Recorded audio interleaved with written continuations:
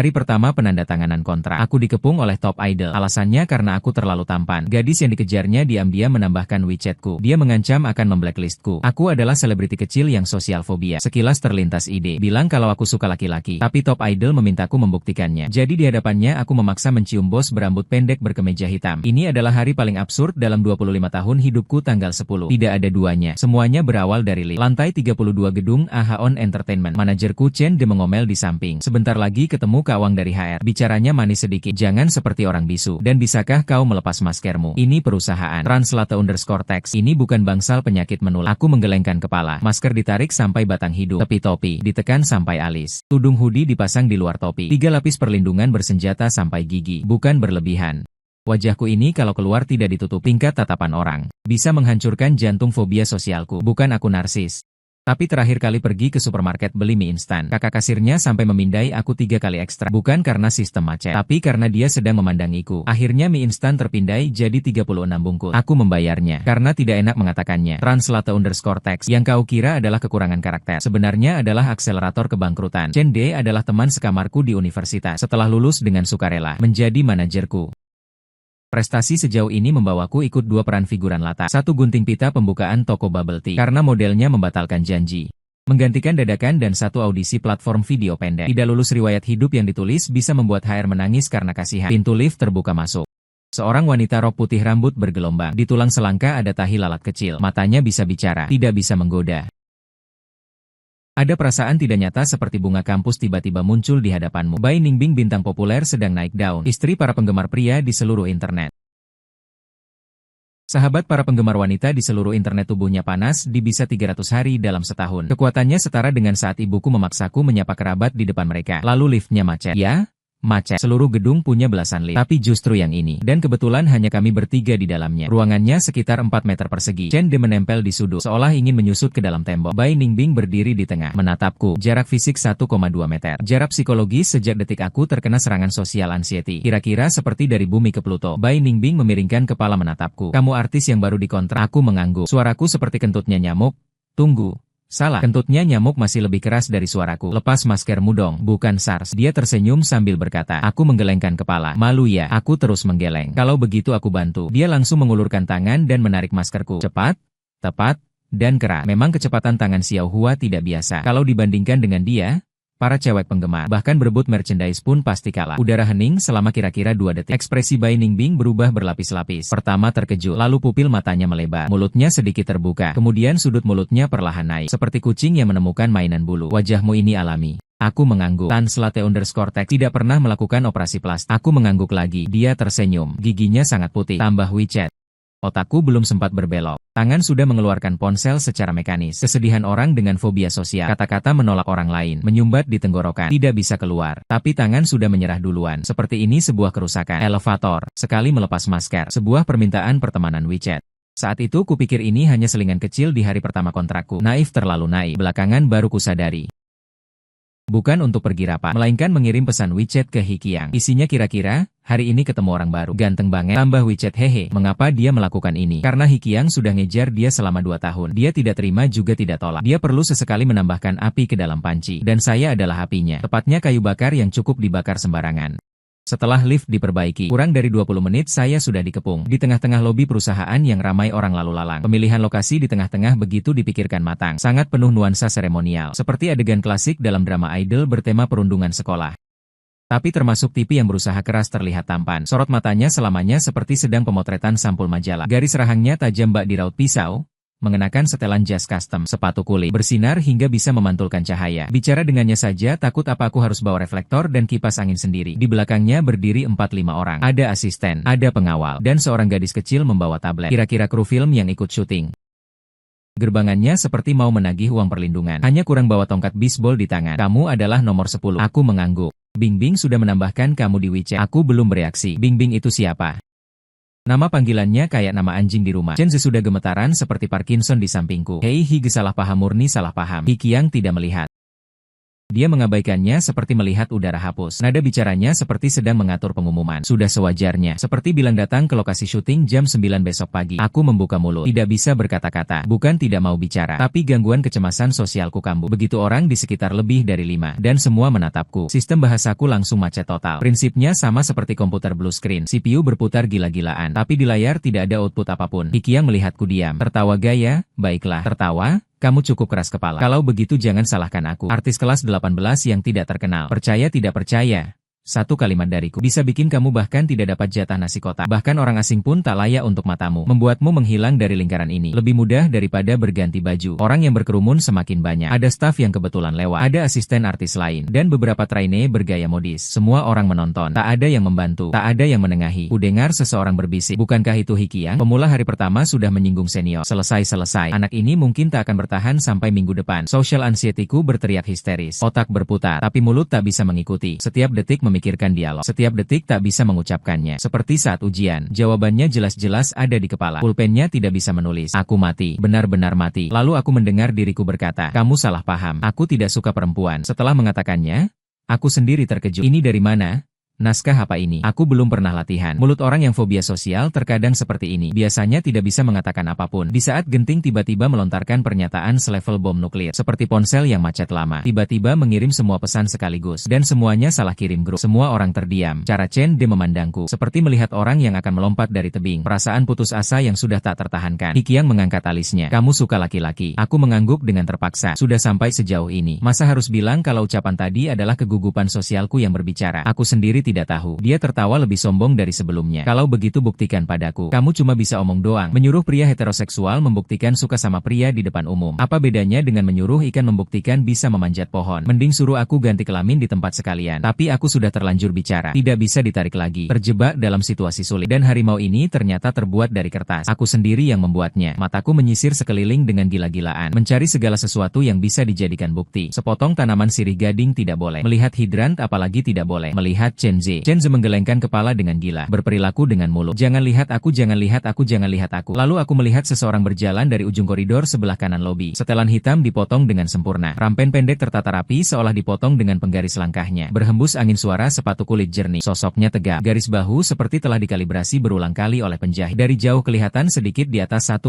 meter. Postur tubuh agak kurus, tapi tidak lemah. Sangat mirip seorang pria tampan ramping, dengan sedikit aura netral. Cukup, aku mengeratkan gigi dan berlari ke depan, membalikan bahu orang itu, menciumnya. Hanya ada satu pikiran di kepala. Setelah mencium, langsung pulang untuk membereskan barang-barang. Beralih profesi jual ubi jalar juga boleh. Berdagang di pinggir jalan juga boleh. Intinya jangan lagi di dunia hiburan. Saat bibir bersentuhan, aku mencium aroma samar yang sangat halus. Bukan parfum pria. Bukan juga deterjen. Aromanya agak dingin. Aroma bunga Kamboja. Sangat bersih. Sangat harum. Tunggu dulu, tidak benar pria tidak pakai aroma bunga Kamboja kan? Orang itu terdiam selama kira-kira 3 detik karena kena ciumanku. Lalu satu tangan mencengkeram daguku. Kekuatannya tidak besar. Tapi rasa dikendalikan itu membuat bulu kuduku merinding. Seperti dipegang dengan tepat oleh tangan yang cantik. Pegang dalam arti fisik. Orang itu menoleh ke arahku. Rambut pendeknya rapi. Garis rahangnya bahkan lebih indah dariku. Bibir tipisnya baru saja kucium. Sedikit memerah. Sepasang mata yang sangat indah. Bentuknya agak panjang. Sudut mata sedikit terangkat. Saat ini dingin bagai angin utara di bulan Desember. Bukan laki-laki, tapi perempuan. Seorang wanita yang mengenakan setelan hitam. Lebih gagah dari semua pria di ruangan ini. Keheningan di ruangan berubah dari terkejut menjadi membatu. Jika rasa malu memiliki suhu, maka ruangan ini mungkin minus 40 derajat. Dia berbicara. Suaranya tidak keras, tapi setiap katanya jatuh seperti di atas lantai marmer. Jelas dan tegas. Apakah kamu tahu apa yang kamu lakukan? Aku tahu aku sedang mengalami malu total.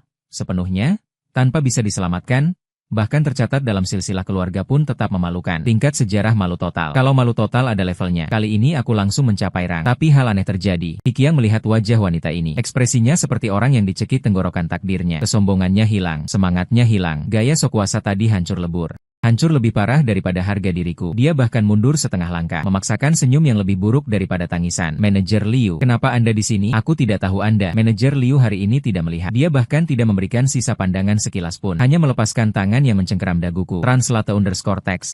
Mengeluarkan sebungkus tisu basah dari saku dalam jas. Mengambil selembar dan menyeka bibirnya dengan santai. Gerakannya elegan. Ekspresinya dingin. Seperti sedang membersihkan debu yang tidak sengaja menempel. Lalu berbalik dan pergi. Sepatu hak tingginya menyentuh lantai. Satu-satu seperti sedang mengetuk papan peti matiku. Setiap ketukan berkata, nomor 10, kamu tamat. Hikiang hampir berlari kecil membawa orangnya pergi. Saat datang begitu sombong, saat pergi begitu memalukan. Seperti sekumpulan chihuahua yang melihat anjing besar. Chenzi sudah terjatuh lemas di lantai. Kakimu lemas? Bro, kamu tahu siapa yang kamu cium? Siapa? Direktur Liu dari perusahaan Liu Ruyan. Bos besar legendaris yang bahkan Hikiang harus memanggil kakak. Konon katanya dia terakhir kali marah di perusahaan. AC di seluruh lantai langsung turun 3 derajat. Konon katanya oke. Bukan. Konon katanya itu dari 5 rekan magang yang tadi menonton keributan. Aku menoleh ke arah Liu Ruyan menghilang. Koridor sudah kosong, tapi aroma gardenia masih tertinggal di bibir. Sangat sama, sangat harum, tapi sekarang tercium seperti aroma pesan terakhir. Keesokan harinya aku berangkat kerja dengan tekad bahwa hari ini adalah hari terakhirku di dunia hiburan. Bahkan sudah menyiapkan draft postingan di ponsel. Lautan kehidupan, berganti jalur juga menarik. Terima kasih Haon Entertainment. Walau hanya 1 hari, tapi dapat pengalaman hidup berharga. Hanya mencium paksa bos ditambah emoji senyum. Elegan. Chen menyarankan saya untuk lari. Mari kita ganti jalur. Mengantar makanan juga bisa. Saya lihat kakimu cukup panjang. Pasti cepat naik motor listrik. Atau jadi model. Model cetak. Model catwalk. Mengenakan baju untuk manekin juga cukup. Saya menolak. Bukan karena berani. Karena denda ganti rugi 2 juta. Saya miskin sampai level apa? Bulan lalu makan mie instan 20 hari. Bukan mie instan rasa yang sama. Saya masih punya tuntutan. Bergantian makan daging sapi merah. Asam sawi tua. Daging sapi pedas. Tomat telur. Makan mie instan pun bisa merasakan sensasi menu berganti ala Michelin. Inilah hidupku. Jadi 2 juta? Jual darah pun aku tak bisa kumpulkan. Makanya aku pergi. Lalu dipanggil ke kantor Liu Ruyan. Saat mendorong pintu terbuka, sebentar kupikir aku masuk ke tempat yang salah. Ruangan. Tak ada meja direktur mewah seperti bayangan. Tak ada standar CEO berdiri membelakangi jendela lantai dasar. Tak ada sofa kulit. Tak ada kotak cerutu. Tak ada akuarium. Kantor tidak besar. Bersih. Curiga si pemilik punya OCD. 1 dinding penuh buku. Dari manajemen bisnis sampai psikologi. Sampai deretan buku asli bahasa Inggris yang tak bisa kubaca judulnya. Di atas meja selain komputer dan cangkir keramik putih. Tidak ada apa-apa. Minimalis dan dingin. Tapi entah mengapa terasa nyaman. Mungkin karena tidak ada hal berlebihan. Jadi juga tidak ada tekanan berlebihan. Liu Ruyan duduk di belakang meja. Hari ini berganti setelan jas abu-abu tua. Dalamannya kemeja turtleneck hitam rampen. Lebih rapi dari kemarin. Seperti baru ditata. Dia tidak mengangkat kepala. Jarinya mengetik beberapa kali di keyboard. Lalu mengucapkan 1 kata. Duduk. Aku duduk. Kursinya empuk. Tapi pantatku seperti duduk di paku. Tepatnya seperti duduk di deretan jarum. Setiap jarum menusuk nuraniku. Kamu kemarin mencium nomor 10. Kamu masih berani duduk. Kejadian kemarin. Dia membuka sebuah map. Mata menyapu sekilas. Di dalam perusahaan sudah tersebar luas. Di luar juga ada yang merekam video buram. Saat ini belum trending di hot set. Tapi dengan kecepatan penyebarannya, tinggal menunggu waktu. Di kepalaku sudah mulai menghitung. Apakah denda 2 juta bisa dicicil? Cicilan bulanan berapa? Harus dibayar berapa tahun? Jika dicicil 20 tahun. Aku baru lunas di usia 45 tahun. Pas. Buka warung kecil. Tanggal 10 aku kaget dengan suaraku sendiri. Terlalu keras. Berteriak ke kem pelatihan rekrutan. Akhirnya dia mengangkat mata menatapku. Matanya di bawah lampu neon tampak lebih terang. Agak ke warna ember. Sangat indah. Tapi dingin seperti secangkir Amerika yang tidak dipanaskan. Yang pahit itu, 2 pilihan. Saya nyatakan secara terbuka. Anda melecehkan saya. Anda dipecat, di blacklist di industri. Dengan popularitas Anda sekarang, tak akan ada dampaknya. Anggap saja tak pernah terjadi apa-apa. Anda kembali jalani hidup Anda. Saya anggap seperti digigit anjing. Digigit anjing. Dia bilang saya anjing. Baiklah, menerima kenyataan bahwa situasi sekarang memang mirip seperti anjing. Bedanya anjing tak perlu bayar 2 juta. Kedua, jarinya mengetuk tepi folder dengan lembut. Iramanya stabil. 1 kali. 2 kali, seperti sedang membuat keputusan tertentu. Kita pura-pura sedang berpacaran. Udara membeku. Saya kira fobia sosial saya menyebabkan halusinasi pendengaran. Bertahan untuk sementara waktu. Tunggu sampai panasnya mereda lalu putus dengan sopan. Aku terdiam tak bisa menutup mulut. Seperti ikan yang diangkat dari air. Weh, mengapa ada opsi kedua? Ekspresi Liu Ruyan tak berubah, tapi kulihat sorot matanya berkedip sebentar. Sangat cepat sampai. Hampir saja kukira itu masalah pencahayaan. Aku baru-baru ini ditekan keluarga untuk menikah. Nadanya seperti sedang membacakan laporan keuangan. Ibuku mengatur sekali kencan buta setiap minggu. Dari generasi kedua perusahaan terdaftar sampai doktor lulusan luar negeri. Dari dalam kota sampai provinsi sebelah. Variasi lebih banyak daripada perencanaan acara varietas di perusahaanku. Minggu lalu dia bahkan menjodohkanku dengan kepala biara kuil. Yang jenisnya sudah keluar dari biara. Ciumanmu itu meski tak jelas alasannya, tapi memberikanku tameng. Ibuku sedang mengatur kencan buta. Saya sudah bilang sedang dalam pembicaraan. Ternyata begitu. Jadi ciuman paksa tingkat memalukan yang saya lakukan itu, yang membuat saya ingin memutarbalikkan waktu itu. Ciuman paksa di depan umum yang setara dengan lokasi kecelakaan itu, justru tanpa sengaja menjadi kebutuhannya. Siapa yang menulis naskah ini? Tidak masuk akal. Tapi tidak masuk akal dengan cara yang logis, saling memenuhi kebutuhan. Dia bilang kamu jaga pekerjaanmu. Saya halangi tekanan pernikahan. Tunggu waktu yang tepat. Putus dan masing-masing jalan. Ada keberatan? Keberatan apa yang bisa saya punya? Antara denda 200 juta dan pacar palsu. Pilihan saya lebih mudah daripada mengerjakan soal pilihan ganda. Tidak keberatan. Kalau begitu tentukan beberapa aturan. Dia mengangkat jari mulai menghitung satu persatu. Tidak boleh kontak aktif. Kedua, tidak boleh membocorkan informasi pribadi saya. Translate_text. Tampil baik di depan orang ketiga saja. Jaga jarak secara pribadi. Keempat, Aku tidak suka kontak fisik, kecuali dalam situasi yang diperlukan. Apa itu situasi yang diperlukan? Aku yang menentukannya. Setiap poin terdengar seperti klien membacakan syarat kontrak, ketat dan dingin, tanpa perasaan sama sekali. Ku setujui semuanya. Saat keluar dari kantor, ku tarik napas dalam-dalam. Nyawaku selamat, pekerjaanku selamat. Mie instan bisa terus kubeli. Tapi perasaan aneh muncul bersamaan. Aroma melati di tubuhnya. Dari masuk lewat pintu sampai keluar. Terus terasa samar. Tidak disengaja. Seperti orangnya yang dingin. Tapi tidak membuat orang jengkel. Aku menggelengkan kepala nomor 10. Sadarlah sedikit. Ini adalah pihak klien. Bukan orang yang bisa kau pikirkan. Kau memikirkannya seperti sumpit. Memikirkannya seperti Buddha melompat tembok. Tak terjangkau dan mudah membuat mulut melepuh. Minggu pertama setelah hubungan palsu dimulai. Jujur saja jauh lebih mudah dari yang kubayangkan. Karena Liu Ruyan sama sekali tidak membutuhkan aku untuk melakukan apapun. Dia sesekali muncul di lokasi syutingku. Duduk di sudut mengerjakan pekerjaan. Di tangannya selalu memegang tablet atau sebuah dokumen. Di sampingnya segelas kopi hitam. Tanpa gula, tanpa susu. Pahitnya bisa dijadikan senjata. Ketika orang lain bertanya, saya sudah bilang pacar datang mengunjungi. Dia bahkan tidak mengangkat kepala. Cuma bilang, home. Tingkat kerjasamanya sangat tinggi, sangat praktis. Seperti punya pacar AI, yang sudah diatur programnya lalu berjalan otomatis. Ada kru film yang bertanya pekerjaan pacarmu. Kelihatannya sangat hebat. Ku bilang dia kerja juga tidak salah. Kerja?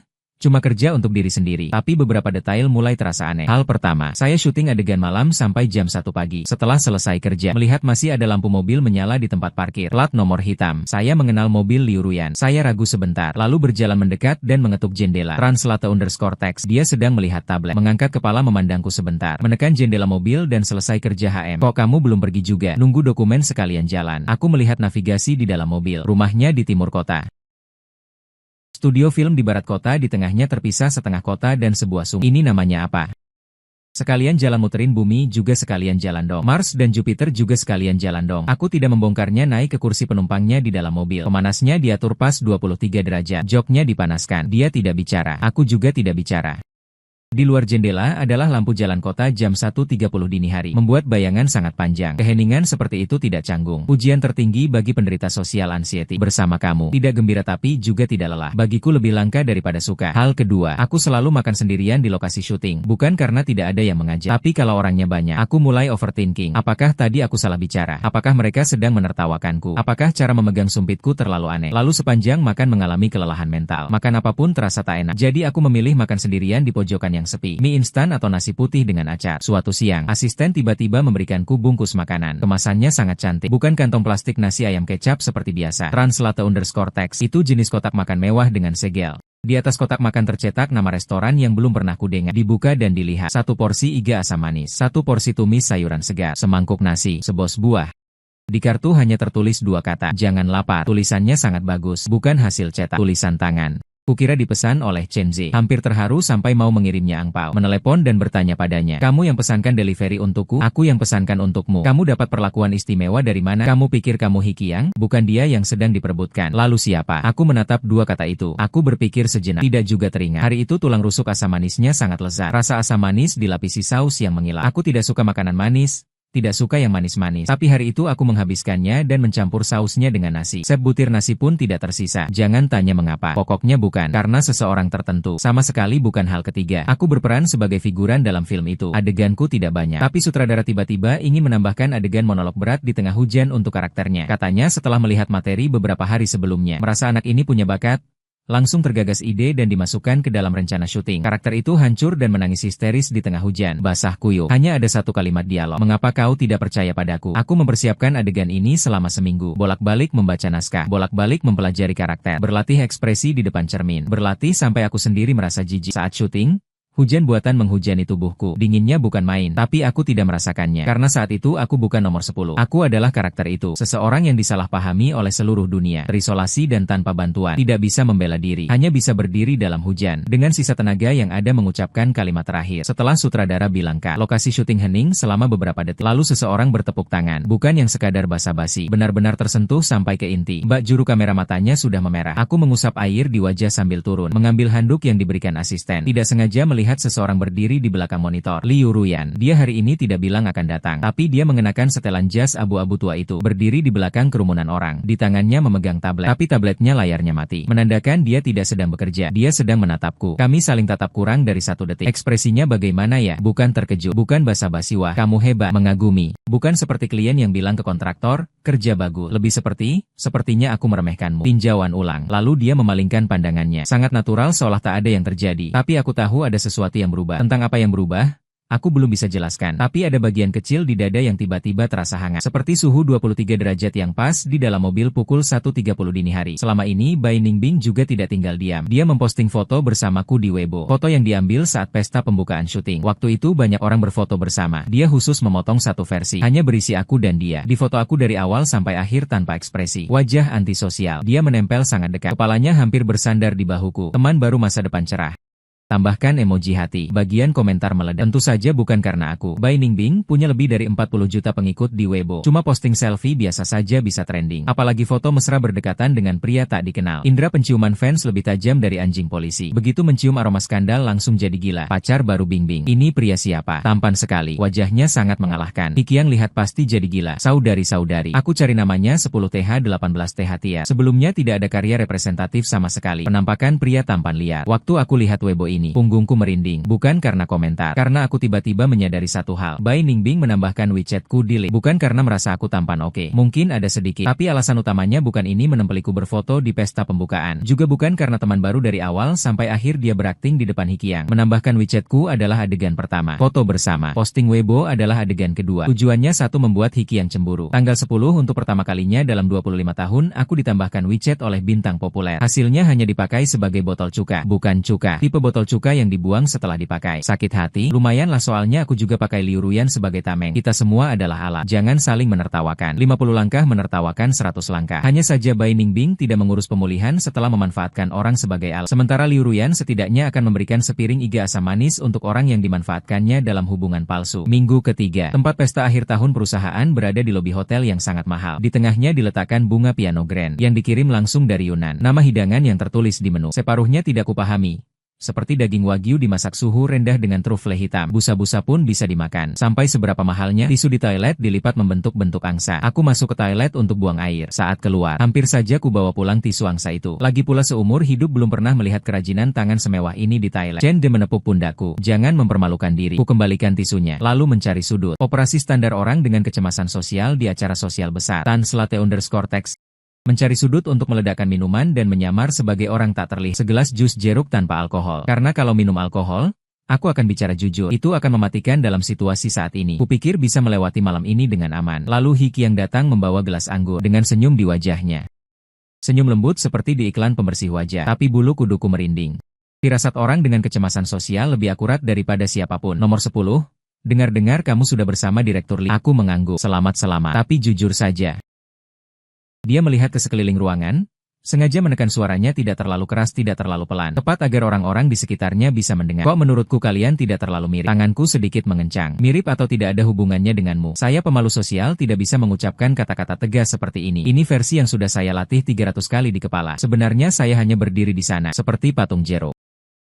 Manajer Liu orang macam apa akan tertarik pada? Maaf terus terang, kakak Hao kelas 18 ini. Saya tidak bermaksud lain. Hanya merasa kalian di depan orang bahkan tidak pernah berpegangan tangan. Ini disebut pacaran? Atau jangan-jangan manajer Liu pacaran sama seperti rapat? Terdengar beberapa suara tawa tidak terlalu keras, tapi cukup menyakitkan. Orang-orang yang hadir mulai berbisik-bisik. Saya dengar seseorang berucap pelan. Memang tidak pernah melihat mereka mesra. Kemungkinan hanya strategi promosi. Ini dia lagi-lagi dijebak dalam situasi sulit. Dihukum di depan umum. Perasaan orang dengan fobia sosial yang dipertanyakan di depan umum. Kira sama dengan melempar kucing ke dalam air. Setiap helai bulunya meremang, tapi sama sekali tak bisa berbuat apa-apa. Alarm fobia sosialku kembali menyala pada tingkat tertinggi. Tapi kali ini berbeda. Karena dari sudut mataku kulihat Liu Ruyan duduk di sofa tak jauh. Tangan memegang segelas anggur merah. Bersiap untuk berdiri. Ekspresinya datar. Tapi aku tahu ekspresi itu berarti akan bertindak. Tapi tidak. Tidak bisa setiap kali dia yang maju duluan. Lalu aku jadi apa?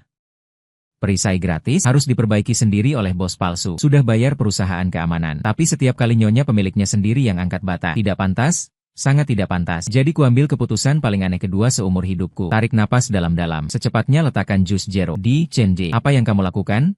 Apa yang kamu lakukan? Dalam gerakan bibirnya yang memintamu jangan impulsif.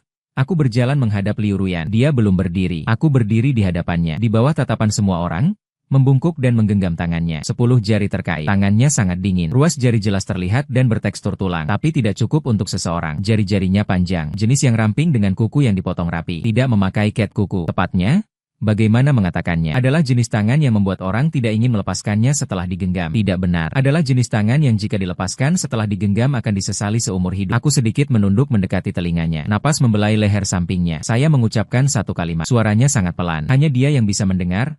Seluruh ruangan menahan napas. Bahkan musik latar terasa berlebihan. Ekspresi He Qiang sangat hidup. Seperti baru saja makan 3 lemon sekaligus. Lalu diinjak kakinya. Sementara daun telinga Liu Ruyan memerah. Dari cuping telinga hingga ke tepian telinga, merambat ke sisi leher. Seperti ada sesuatu yang menyulut sepeta kecil kulitnya. Hanya sesaat. Tapi saya melihatnya dengan jelas sekali. Dia tidak menarik tangannya. Bahkan tidak menunjukkan gerakan penolakan sama sekali. Malah sedikit mengencangkan jarinya. Menggenggam balik tangan saya tanpa tekanan. Tapi sangat pasti, kepastian itu lebih meyakinkan daripada klausul kontrak manapun. Baiklah, kalian lanjutkan. Dia meletakkan gelas anggurnya. Dengan ekspresi wajah yang menunjukkan skenario ini tidak benar, dia pergi. Adegan ini kemudian disebarkan dalam banyak versi oleh orang-orang yang hadir. Ada yang bilang aku bilang ke Liu Ruyan, aku cinta kamu. Ada yang bilang aku mengatakan hal yang lebih vulgar. Ada yang bilang aku membacakan sebuah puisi. Ada juga yang bilang aku tidak mengatakan apa-apa. Hanya mendekat untuk mencium aromanya rambutnya. Tingkat ketidakmasukakalan semakin meningkat. Chen Ze memaksaku untuk mengungkapkan kebenaran. Sebenarnya sangat membosankan. Yang kukatakan adalah, terima kasih karena tidak memilih opsi pertama.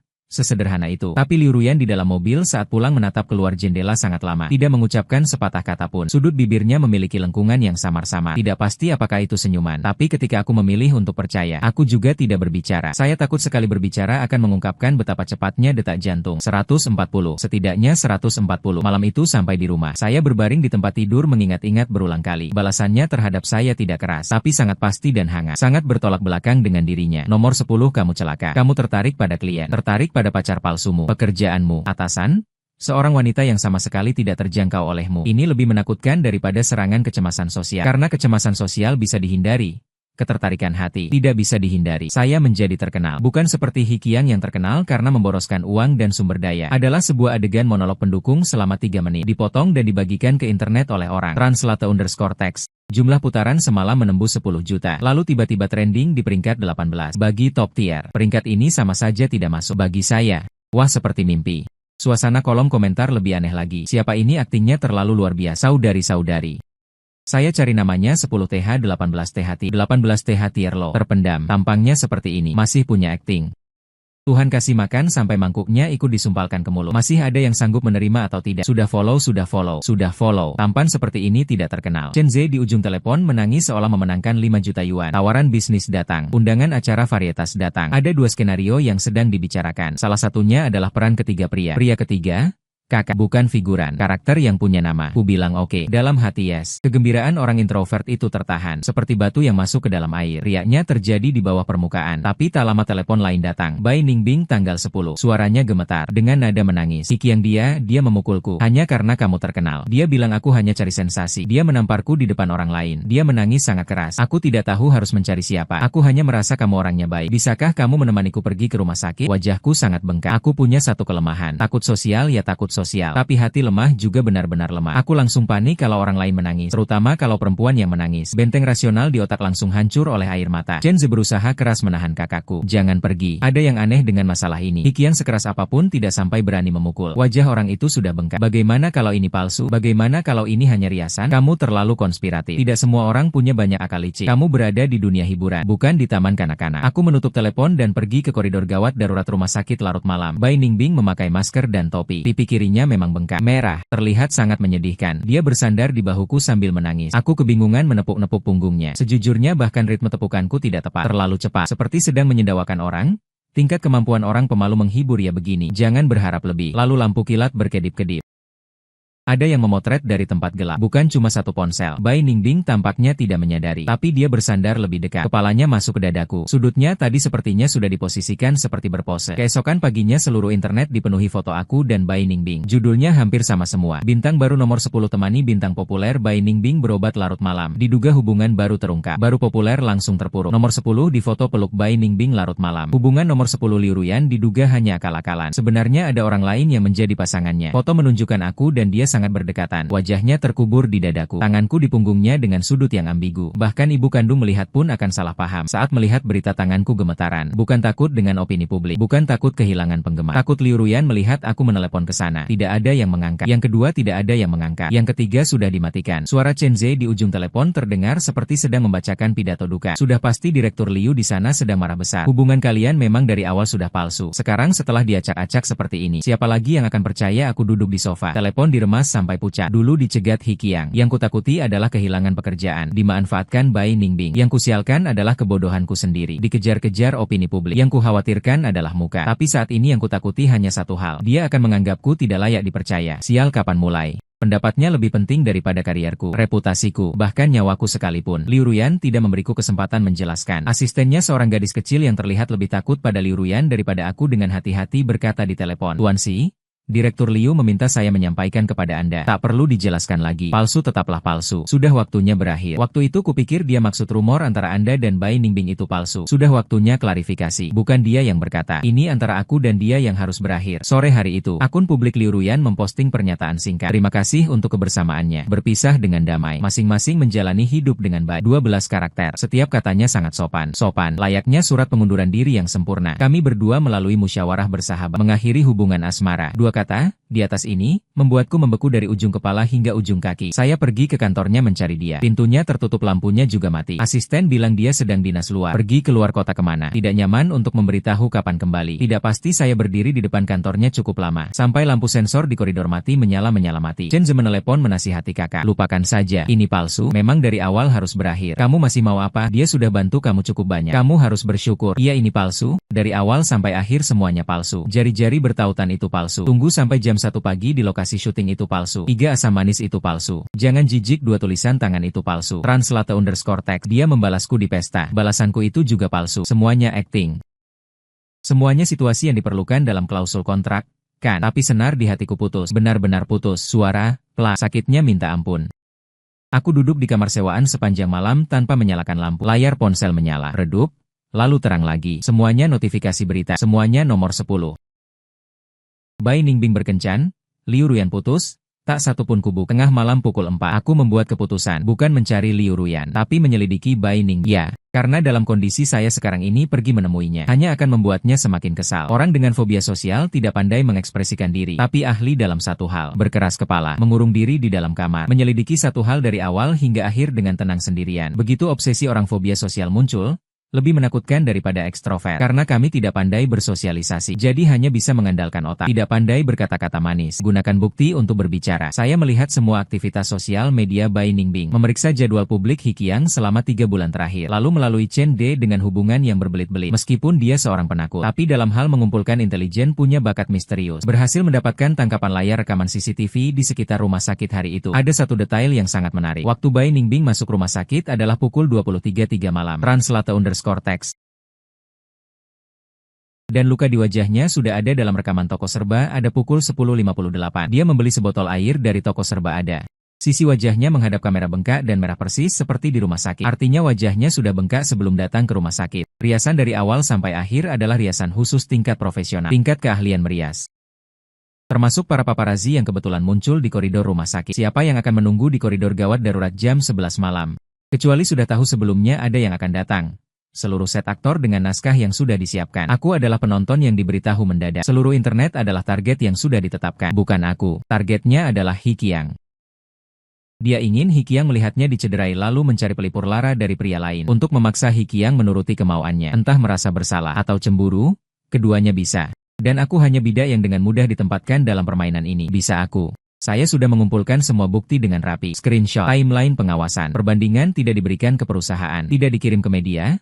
Tapi dikirim ke He Qiang. Benar, dialah bintang top yang hari pertama kontrak sudah mengancam akan memblokir saya. Mengapa? Karena kebenaran tidak seharusnya hanya diketahui satu orang. Juga karena perasaan diperalat terlalu menjijikan. Perasaan bahwa perasaanmu tidak penting. Kamu hanya sebuah alat. Saya tidak ingin ada orang lain terus dibiarkan dalam kegelapan. Bahkan jika orang itu adalah musuh saya. Setelah He Qiang melihat buktinya, lama tidak membalas. Sampai saya pikir dia memblokir saya. Lalu dia membalas sebuah pesan WeChat. 5 kata. Saya berhutang 1 padamu. Translate_text tanpa permintaan maaf. Tanpa ucapan terima kasih. Hanya mengakui sebuah hutang. Cara rekonsiliasi paling terhormat antar orang dewasa. Tidak perlu berjabat tangan dan berbaikan. Tidak perlu berpura-pura menjadi teman. Hanya perlu saling mengalah. Jangan saling menghalangi jalan. Kemudian terdengar Bai Ningbing diperlakukan dingin oleh perusahaan. Bukan di blacklist, melainkan jenis yang perlahan dimarginalkan. Tidak diberi sumber daya. Tidak dijadwalkan penampilan. Kekerasan diam-diam. Dia memposting sebuah Weibo. Mengatakan akan beristirahat sebentar. Kolom komentar sangat sepi. Seperti tak ada yang terjadi. Dunia hiburan memang seperti ini. Ramainya datang cepat, berpisah lebih cepat lagi. Tidak ada yang peduli apakah adegan sebelumnya nyata atau palsu. Liu Ruyan sudah kembali dari perjalanan dinas. Pada hari ketiga semua kembali tenang. Masalah Bai Ningbing diredam. Opini publik berbalik arah. Penilaian berubah. Bahkan ada yang mengungkap beberapa hubungan asmara Bai Ningbing sebelumnya. Pola operasi. Mulai membela saya. Nomor 10 adalah korban sebenarnya. Alat yang dimanfaatkan dengan polos. Orang-orang kasihan pada anak laki-laki dengan gangguan kecemasan sosial. Baguslah, tapi aku tidak peduli lagi dengan semua ini. Karena aku sedang menunggu seseorang. Sudah menunggu 4 hari. Tidak kunjung datang. Aku tidak mencarinya. Liu Ruyan. Bukan tidak mau? Sialan. Bahkan dalam mimpi pun memikirkannya. Tapi tidak berani. Dulu yang tidak berani adalah fobia sosial.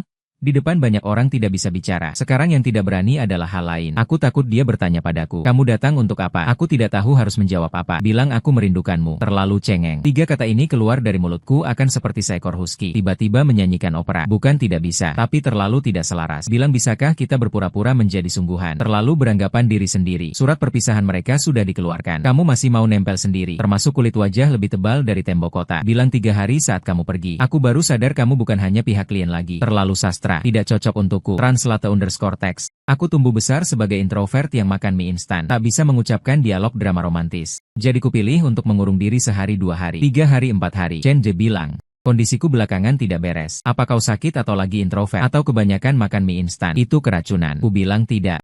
Lalu kenapa setiap hari lihat ponsel? Dulu kau paling kesal lihat ponsel. Ponsel berdering. Kau pura-pura tak dengar. Karena aku menunggu pesan yang takkan datang. Menunggu seseorang yang bilang harus berakhir untuk kembali. Tapi dia sudah bilang dengan jelas. Berarti sudah berakhir. Sebagai orang dewasa harus menjaga martabat. Adalah pekerjaan komersial resmi pertama yang didapat setelah monolog itu viral. Chen Ze hampir ingin bersujud kepada pemimpin redaksi majalah. Penata gaya memilihkan 1 set pakaian untukku. Aku membuka baju, setelan jas hitam, kemeja, dasi versi sempit. Aku terdiam sejenak. Bisa ganti setelan lain? Tidak boleh. Gaya yang ditentukan pihak majalah. Setelan jas hitam terlihat profesional dan rapi. Aku memakainya. Berdiri di depan cermin. Kemeja dikancingkan sampai paling atas. Dasi diikat dengan rapi sempurna. Rambut disisir ke belakang. Orang di cermin terlihat sangat bersemangat. Sangat rapi. Tapi juga sangat familiar. Seperti siapa? Seperti seseorang berambut pendek memakai jas hitam. Orang yang langkahnya cepat. Orang yang wanginya seperti bunga Kamboja. Sudahlah. Jangan dipikirkan lagi. Semakin dipikir semakin sakit. Syuting selesai. Fotografer bilang performa hari ini sangat bagus. Ada cerita di matanya, ada cerita ada ya. Sebuah cerita yang sangat bodoh. Tentang seorang anak pemalu yang memaksa mencium orang yang tidak seharusnya dicium. Lalu menghabiskan waktu sebulan untuk pura-pura tidak peduli. Lalu menghabiskan waktu 4 hari untuk memastikan dirinya benar-benar peduli. Sangat bodoh. Aku membawa tas dan berjalan keluar. Menabrak seseorang di sudut koridor. Bukan tabrakan secara fisik, tapi aromanya. Aroma Kamboja yang datang lebih dulu. Dingin dan samar. Lalu sepasang mata itu. Hari ini tidak memakai setelan hitam. Ganti dengan kemeja putih. Tidak memakai dasi. 2 kancing paling atas terbuka. Tulang selangkah samar-samar terlihat, tapi karismanya tetap sama karisma itu. Liu Ruyan berdiri di ujung koridor, memandangku. Tangan memegang kunci mobil, seperti sengaja datang, seperti juga kebetulan lewat. Tapi studio foto ini di pinggiran kota. Tidak mungkin ada orang kebetulan lewat pinggiran kota. Seperti dia tidak akan mengambil jalan memutar dari barat kota ke timur kota. Sebentar itu koridor menjadi sangat sepi. Sepi sampai aku bisa mendengar detak jantungku sendiri. Sepi sampai suara aliran udara lemah dari ventilasi AC menjadi jelas. Tidak tahu juga sudah berapa lama sepi. Kira-kira 3 detik. Mungkin juga 3 tahun. Aku yang bicara dulu. Suara agak bergetar. Tapi setiap kata sangat jelas. Tidak ada gagal. Ini mungkin kalimat paling lancar yang kuucapkan dalam 25 tahun fobia sosialku. Liu Ruyan. Dia sedikit mengangkat alis. Kau bilang itu palsu. Sudah waktunya berakhir. Kupikirkan lama. 4 hari? Kupikirkan selama 4 hari. Kau benar? Ekspresinya berubah sedikit. Sangat halus. Seperti ada yang retak. Seperti menunggu kelanjutan kalimat. Kulanjutkan. Palsu memang sudah waktunya berakhir. Jadi kutarik napas. Kutanyakan satu hal. Bisakah kita mulai yang asli? Koridor sangat sunyi. AC masih meniup aroma bunga gardenia. Memenuhi seluruh ruangan. Liu Ruyan menatapku tanpa menjawab. Ekspresinya bagaimana ya? Bukan dingin. Bukan terkejut. Juga bukan tatapan penuh kasih seperti di drama idol. Adalah... Kau akhirnya mengatakannya. Adalah ekspresi yang sudah ditunggu lama. Akhirnya tiba. Tapi sekaligus ingin memarahimu. Kenapa begitu lambat? Dia melangkah mendekat. 1 langkah 2 langkah sepatu hak tingginya berbunyi 2 kali di koridor. Mengulurkan tangan memutar bahuku. Kuat tapi tidak kasar. Lalu dia menciumku. Bukan seperti pertama kali yang kacau bala otak Hang menghadapi benturan keras pada orang asing. Adalah serius. Adalah lembut. Adalah... Aku sudah menunggumu 4 hari. Kamu si bodoh yang fobia sosial ini. Bagaimana bisa kamu baru datang sekarang? Aroma ciuman bunga gardenia semacam itu membenamkanku sepenuhnya. Dari bibir ke ujung hidung sampai setiap helai rambut. Semuanya adalah dia. Kali ini aku tidak melamun, tidak terpana, tidak fobia sosial. Aku merangkul pinggangnya, mengencangkan dan mengencangkan lagi. Merasa suhu tubuhnya menembus kain jas dan sampai padaku. Sangat hangat. Hangat yang tak terduga. Sama sekali tidak seperti penampilannya yang dingin. Dia berkata sepatah kata di bibirku. Suaranya sangat pelan. Lebih pelan dari yang kukatakan di telinganya hari itu. Kamu pakai jas hitam berhenti sebentar cukup bagus. Aku tersenyum. Tersenyum seperti orang bodoh. Orang yang pemalu tidak pandai mengatakan kata-kata manis. Tapi begitu orang pemalu itu tersenyum, seluruh dunia tahu betapa bahagianya dia. Setelah bersama, barulah aku tahu beberapa hal. Misalnya paha babi asam manis itu dipesan asisten atas perintah Liu Ruyan. Dia sengaja mengecek rating restoran itu, memilih hidangan andalan. Misalnya setiap kali dia datang ke lokasi syuting, memang sedang menangani pekerjaan di tablet. Tapi setiap beberapa belas menit akan mengangkat kepala melihat monitor. Misalnya di pesta itu, ketika aku menggenggam tangannya, detak jantungnya mencapai 130. Dia mengatakannya dengan wajah datar, seperti melaporkan data fisiologis. 130 sudah melebihi batas normalku. Lain kali jangan lakukan hal seperti ini. Lalu berapa batas normalnya? Sebelum bersama, kamu tidak pernah melebihi 80. Sekarang sehari-hari 90. Semua salah wanita ini.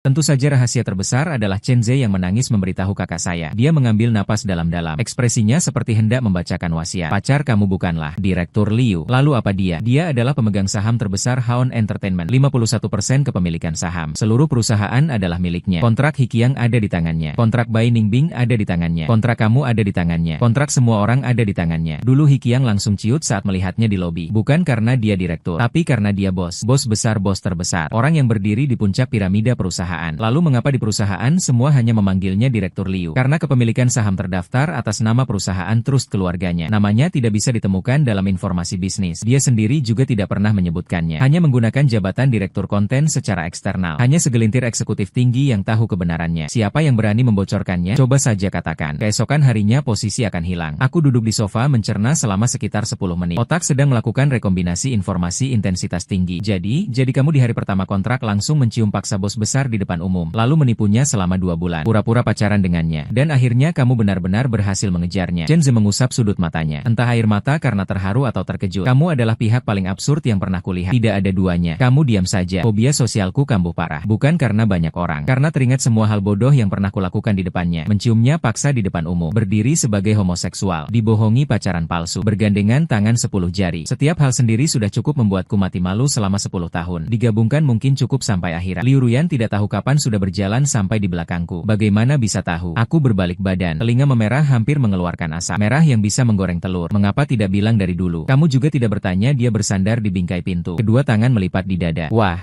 Berarti, fobia sosial adalah kesalahanku. Aku tidak tanya, kamu tidak bilang. Setidaknya beri sedikit petunjuk. Kirimkan kontraknya. Biar aku lihat. Judulnya juga boleh. Aku menyesal. Dia menatapku dengan nada bicara seperti sedang membicarakan investasi. Tapi matanya tersenyum. Aku tahu dia sedang tersenyum. Karena lekuk di sudut matanya tak bisa dibohongi. Sedikit melengkung ke atas, seperti bulan sabit. Wajahku memerah. Suaraku kecil seperti nyamuk. Menyesal tidak menciummu lebih awal. Liu Ruyan tersenyum. Bukan senyum dingin dan terkendali seperti biasanya untuk urusan resmi. Senyum yang benar-benar bahagia. Tanpa beban, dengan mata yang melengkung. Senyum seperti salju yang mencair. Aku sudah hidup 25 tahun. Pertama kali merasa seseorang bisa membuat seluruh dunia bersinar dengan senyumannya. Translate_text. Semuanya benar-benar berakhir. Tidak bisa melarikan diri seumur hidup. Juga tidak ingin melarikan diri lagi. Kemudian ada yang bertanya padaku, apa yang sebenarnya kau alami di hari pertama menandatangani kontrak? Kupikir-pikir, dipaksa keluar dari kloset oleh top Streamer. Dipaksa mencium bos besar. Lalu mengubah bos besar menjadi pacar. Kedengarannya sangat tidak masuk akal, kan? Tapi dalam hidup, operasi yang paling tidak masuk akal seringkali berujung pada hasil terbaik. Orang yang paling sosial fobia seringkali bertemu dengan orang yang paling layak untuk dibuka hati. Tentu saja. Harganya adalah setiap hari aku harus di hadapan wanita yang menggenggam seluruh perusahaan di tangan. Memanggil istri dengan telinga memerah. Memalukan. Tapi rela? 10.000 kali rela? Rela berkata, jika aku diberi kesempatan mengulang, aku masih akan berlari ke sana di aula itu, lalu cium dia, tanpa ragu.